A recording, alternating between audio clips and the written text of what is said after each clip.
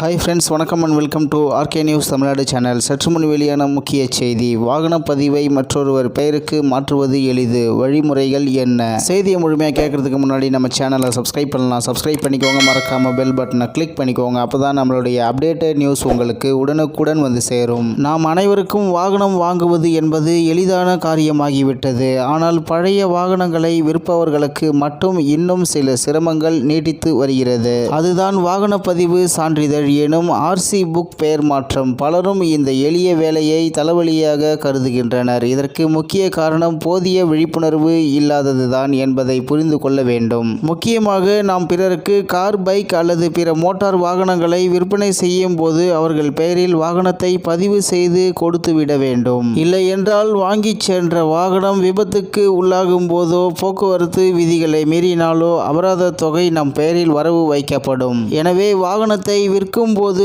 அவர் பெயருக்கு அதன் பதிவை பெயர் மாற்றம் செய்வது எப்படி என்பதை விரிவாக காணலாம். வாகன பதிவு சான்றிதழ் அதாவது ஆர்சி பரிமாற்றம் செய்வது எப்படி? முதலில் தேவையான அனைத்து ஆவணங்களையும் சேகரிக்கவும். இதற்காக அசல் வாகன பதிவு சான்றிதழ் அதாவது ஆர்சி மற்றும் வாகனத்தை வாங்கிய விலை சான்று உங்களுக்கு தேவைப்படும். மேலும் படிவம் 29 அதாவது விற்பனையாளரின் பரிமாற்ற அறிவிப்பு மற்றும் படிவம் 30 அதாவது புதிய உரிமையாளரின் பதிவு பரிமாற்றத்திற்கான விண்ணப்பம் ஆகியவற்றை தயார் செய்யவும். செல்லுபடியாகும் மாசு கட்டுப்பாட்டு சான்றிதழ் அதாவது பியூசி காப்பீட்டு பாலிசியின் நகல், வாங்குபவர் மற்றும் விற்பவரின் முகவரி சான்றுகள், இரு தரப்பினரின் பான் கார்டுகள் மற்றும் வாங்குபவரின் பாஸ்போர்ட் அளவு புகைப்படங்கள் போன்ற பிற ஆவணங்களை மறந்துவிட வேண்டாம். வாகனத்தை வாங்கும்போது கடன் பெற்றிருந்தால் வங்கியிடமிருந்து நோ ஆப்ஜெக்ஷன் சர்டிபிகேட் எனப்படும் தடையில்லா சான்றிதழை அதாவது என்ஓசி பெற வேண்டும். மாநிலங்களுக்கு இடையிலான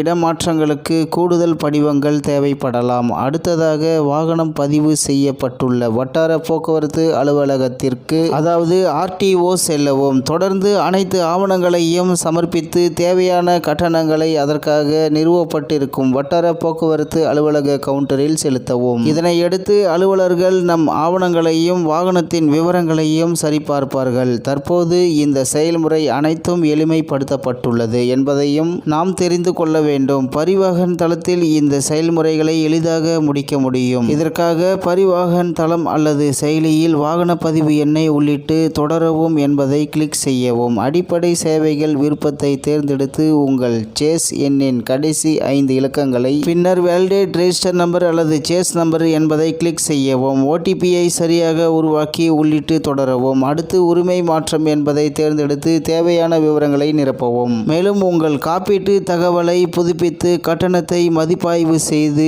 திரையில் காண்பிக்கப்படும். கட்டணத்தை செலுத்தி தொடரவும். தேவைப்பட்டால் நீங்கள் ஆவணங்களை பதிவேற்ற வேண்டும். இவை அனைத்திலும் பிரச்சனை எழவில்லை என்றால் தொடர்ந்து அலுவலரை காண அப்பாயின்மெண்ட் எடுக்க வேண்டும். முடிந்தவுடன் ஒரு ரசீது உருவாக்கப்படும். விண்ணப்பமானது வட்டார போக்குவரத்து அலுவலருக்கு அனுப்பப்படும். இவை அனைத்தையும் சரிபார்த்தவுடன் வட்டார போக்குவரத்து அலுவலர் வாங்குபவரின் விவரங்களுடன் ஒரு புதிய வாகன பதிவு சான்றிதழை வழங்குவார். வட்டார போக்குவரத்து அலுவலரின் வேலை பளுவை பொறுத்து இந்த செயல்முறைக்கு எடுக்க நேரம் மாறுபடும் என்பது குறிப்பிடத்தக்கது. இத்துடன் இன்றைய முக்கிய செய்தி நிறைவு பெறுகிறது. மேலும் இது போன்ற செய்திகளை உடனுக்குடன் தெரிந்து கொள்ள ஆர்கே நியூஸ் தமிழ்நாடு சேனலுடன் இணைந்திருங்கள். நன்றி, வணக்கம்.